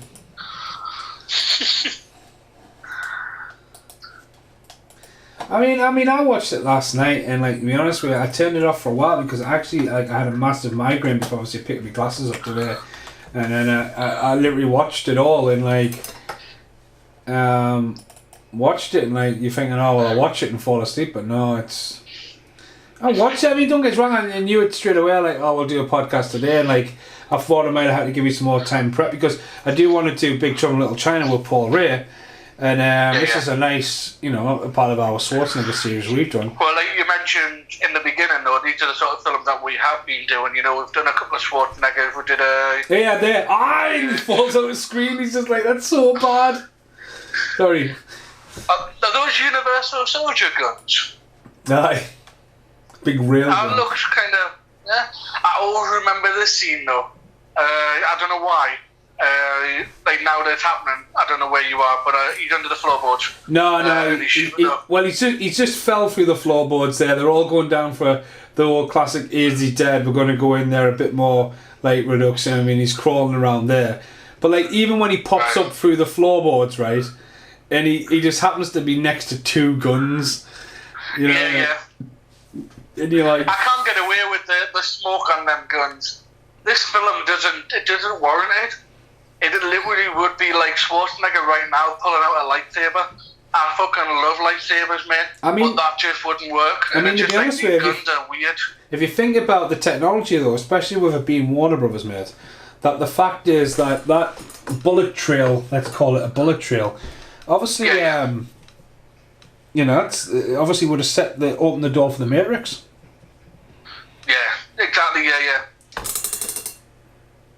But beware of the green light. They could light. have used a better chair. If you're gonna hold someone hostage and tie them to a chair, get yourself a decent chair, not the one where the arm's gonna pop off. There you go. But again, here, like literally getting a stunt guy and fucking yanking him with a car out the back of the wall, and he just flies across the fucking. I mean, that is a hell of an impact into some metal gates, like. But like, he's not under the floorboards yet. But he's got his guns out. He's got his arms out. Schwarzenegger guns. Yeah. We've got a big. Like the Terminator now on my screen. We've got the fire. He's coming out in the dark. He's blasting. I'll be right out. Terminator. No, he's just to me. He's just stabbed the guy. He's just done his whole Rambo. God, you're well ahead of me. I skipped the screen because you seemed well ahead of me. Before I go back a little bit. Well, he's just went and hid under the floorboards now. The two bad guys, and I believe the guy on the left, the two guys have been the two henchmen, and then just sort of get shot the fuck out, crawl past them. Is that what he shoots up by? Yeah. Alright, they've just been shot now. Alright, he's just about to shoot them, so we're about almost there, but. Alright. Because he's going to pop out of the floorboard now in such a dramatic scene. Raw! It's like Laddie in Lost Boys when he pops out of the bed and scares the front rows and hear him. He's like, raw! And he just so happens to be right next to the guns. And he's just like, what do I do? Oh. Exactly. Not just one though, both of them. Yeah. And of course, he's just a dead eye shot as soon as he's got it. We've got some real life explosions going on though, so that's always nice. Again, when you got a 90s film and something's going to blow up, you know it really did blow up, so. I'll be right out. So this is a bit I was on about there, with you'll get a bit where she's got the old rickety chair. I mean, the bad guy that's come in, he's like, it's not even like a big surprise of who it is, it's just like, right, you look like a villain, you'll do. Yeah. And you can probably imagine going in for a job though and saying, right, we're looking for a sleazy dirtbag looking fucking dickhead. You're the guy. It's like, oh, cheers. I'll take it. I mean, you can kind of see why they dropped the romance thing. You know what I mean? Because don't get us wrong. He's trying to save the witness. He's doing his job and all that. But here he comes out. Yeah. Like the fucking Terminator. Yeah, that's a bit about just pure Terminator, the fire. This could be make a bit more futuristic. Have a tank and stuff like that. This is Terminator 1 when they're in the future. And this especially with those fucking guns. And then they all go and joke that the guy won't shoot it, then they're fucking dead eyes shot in the fucking head. Yeah. Boom.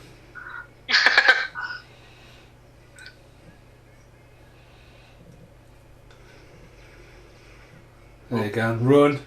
That's her stunt done for the day.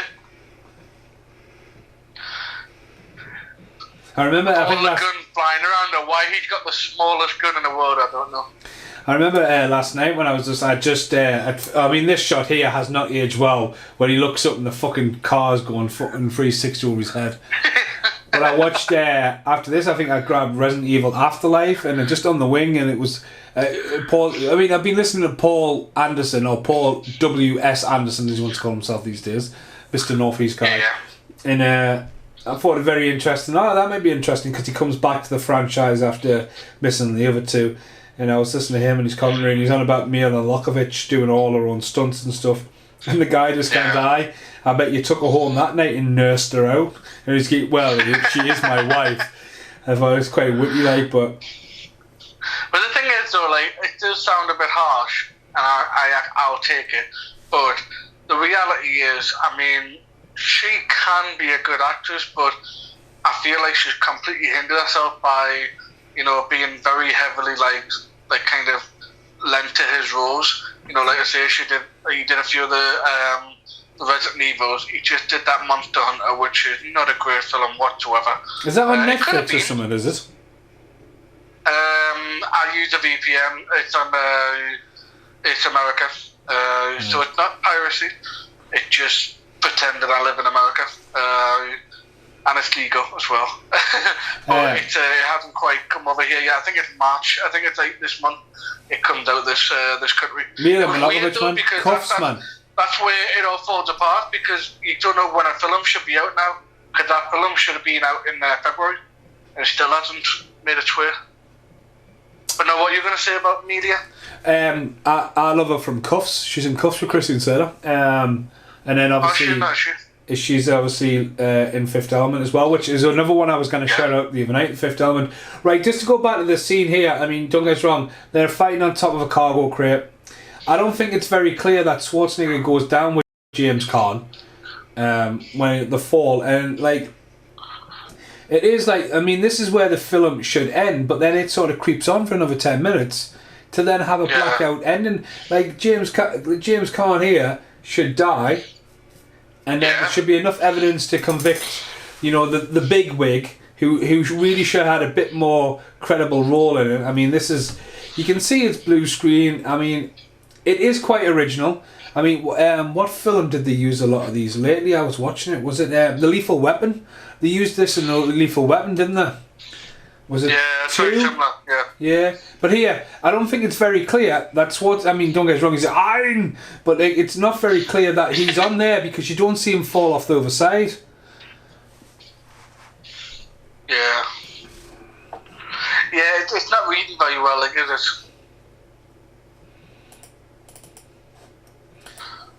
I mean, I don't think so. I mean, they've utilised this set quite a lot, because there's been a bit of docs going on there, but like, that to me should really warrant the end of the movie. But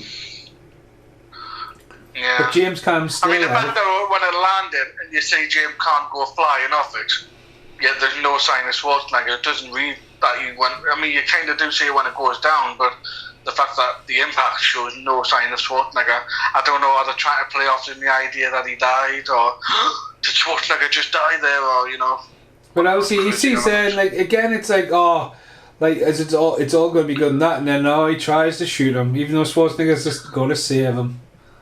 Yeah.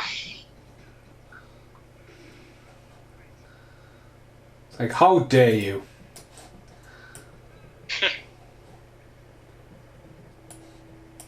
Yeah, put your hands up. Alright, you don't know who he is? Okay, no.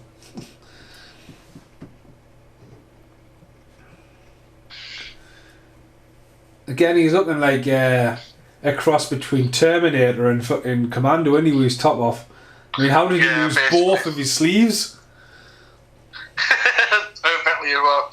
I mean, this could have been Commander 2, really. You might as well have done something like that. He wasn't, I mean, don't get us wrong, he wasn't really, away from Terminator, I might miss a fucking clanger here, but away from Terminator, and, I mean, I know Conan went a bit south when the whole Red Sonja thing went south. He's not really big for sequels, is he? No, not really. I mean, obviously, he is part of the biggest sequel that ever was as successful as anything, was always going to be Terminator 2. Yeah. But yeah, a lot of these films were always one-note films, that was it. I mean, even like Kindergarten Cop 2, when we got Dolph Lundgren, we kind of didn't need that. Nah, you know what I mean? I mean, I've always said this, and I've got it for ages, and I don't know if it's going to happen, and if it's going to happen, it's going to happen next year. Especially, I mean, tomorrow sees the release of Coming to America 2, which we are tempted to watch the world premiere. There's fucking Amazon Prime, there's another note. But Triplets with Eddie Murphy. Yeah, you know what it is though? It just feels like, again, that it's funny that you mentioned Coming to America 2, because I feel like they both have something massively in common. If it did happen, it's a little too late. You know, it's like people are going to go and watch it, and they're probably going to tell you it's good because they just want to say Coming to America 2, basically. But as of what I'm hearing, it's not getting bad reviews. But what it is getting is, it feels like a modern version of the first one. Yeah. So it hasn't done enough to take away the DNA of being, this is essentially just a reboot. You know, they really wanted to do a new one. They should have really gone and did something really balls to the wall, or they should have done something quite unique, but it seemed like they're just repeating the same jokes. Right, let's talk about this ending, mate, because this is pretty sloppy in my opinion. I mean, he should not be walking away, with a cane or anything like that, but he should have died, definitely.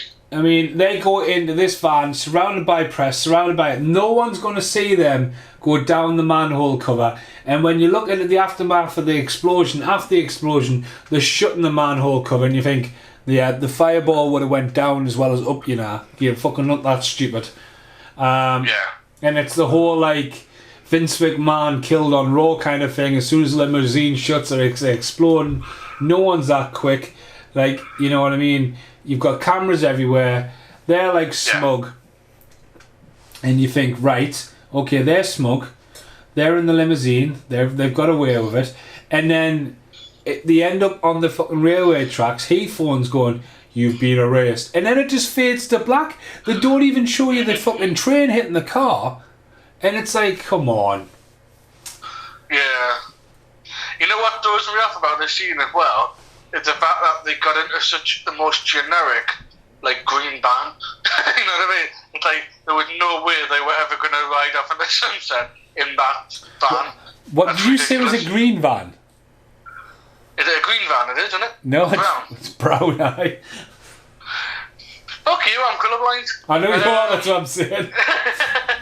You know, as soon as you said that, I thought it's either going to be red, green, or brown. It's those three are the ones that fucked me up. But yeah, there's no way he would get in that van and drive off at the end. You know what I mean? It would have been a sports car. It would have been a fancy car. Not with her as well. He's kind of like, all right, was he banging her or is he not? I mean, that's a bit like that's been left open. Because you think, like, right... Well, that's what they were saying. The original ending, it was going to be a romantic ending. But then the test audience didn't like it, so... I mean, this bit here, they're in there, they're locked in, like, you know what I mean? Yeah. It's like... And, like, you just being erased. It's like, come on, man, he's just murdering people. Do you know what I mean? It's kind of saying, oh, they'll get you in the end. But it's just you see, hello, you've been erased. And he's standing there. He's got there in time. I mean, he went down a manhole cover. Do you know what I mean? He's popped up. He comes down the railway tracks. Really bad blue screen of a train coming towards them. He runs off. Jumps into the car. Scream, we wrote this while we were filming this film. You know, this does scream like this is all being kind of patched together at the last minute. And they're fade to black, and it's just a really, really bad ending. I mean, I remember last night that ending and me going, right, that's that, the podcast on the cards for definite. Yeah. So, since Paul Ray is not with us tonight, how many... let's have a think. How many Let's Parties would you give it out of 10? So I was obviously able to think about this quite easily. I would give it... I'd give it a generous 2. No, sorry. A fucking generous 2? No, hold on a minute. Look me. Because I rate things out of 10. You know, I rate things out of 5, sorry. So I just realised that 2 out of 5 isn't a bad score. 2 out of 10 maybe is a bit. Okay, so out of 10, I would give it a 4. I feel like it's not quite halfway. It's a decent attempt at an action film. Throw Arnie out, throw somebody else in, it might have worked better. But yeah, the writing was all over. You know, like that ending was definitely patched together. And you know, it dragged a little bit. So I reckon 4 out of 10, a decent attempt. I'm going to agree with you on 4 for 10, yeah. I mean, don't get us wrong. I mean, I lived the hype when it came out. Again, in the year of being massively into films and stuff like that, I was, you know, that was Schwarzenegger's year. Especially when I've talked about, you know, like living in New Zealand at this point. I don't think I really was exposed to a razor until I was back in England. But like, if it wasn't Schwarzenegger, it would have been Van Damme. I couldn't see Stallone being in this. Even though Stallone has done stuff like Demolition Man and stuff like that, it's definitely a Schwarzenegger movie. I think it's 10 minutes too long. I think it's got. Yes. I think it's very weak in the middle for certain bits. Because again, look. I think it's always a sign that if we're talking about something completely different while we're doing a commentary. Well, that's it. I mean, we told you that something's going wrong a little bit. I mean, we haven't done a solo podcast since we did Blade 3, I don't think, and that was a while back. And obviously, we normally have Paul Ray jumping in, going, well. But not to say I miss Paul on this, but like, I think like again. When you have a bad guy, like again, James Caan should have died at the end in that scene, and then the key scene on the where the limousine should have been them two other guys. It shouldn't have James Caan in it, for a start. I think like the CGI hasn't aged well. I mean, the plane sequence in the fall and that again, it was like, yeah, that was a bit expensive, but I mean, again, it just feels like, I mean, this kind of movie would have been Tom Cruise's movie now. You know what I mean? Yeah. Oh, very Mission Impossible. I was thinking when you said Van Damme, like, it needed a smaller guy. Yeah. It needed, like, say, Van Damme or Tom Cruise, who could have pulled off the more spy-type guy, whereas, like I say, Schwarzenegger's too big for it, even if he did slim down. Oh, totally, man. But no, I don't. I mean, even though it's got Alan Sylvester, so you can go back there. It's got the guy who did the Predator march behind it in like. I just don't believe Schwarzenegger starting off the movie doing a roundhouse kick, forward roll, and Van Damme fucking leg sweep. I just don't. Yeah. I mean, don't get us wrong, it's different. And like again, I believe it's been severely cut because again, like there's no bloodlust in the movie. I don't know like how much you want on there. Yeah, the guy shoots himself in the head, but there's no like outlandish blood stuff. Like people like getting shot in the fuck and stuff like that. So yeah, just a 4 to me. It'd probably come in if you're going to do top 10 Schwarzenegger movies. It would probably come in at a crunch, mainly around 10 for me personally. Yeah.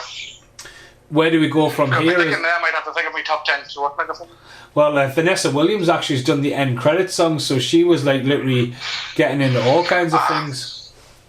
Yeah, I remember reading that in my notes, because obviously, again, might be a better deal.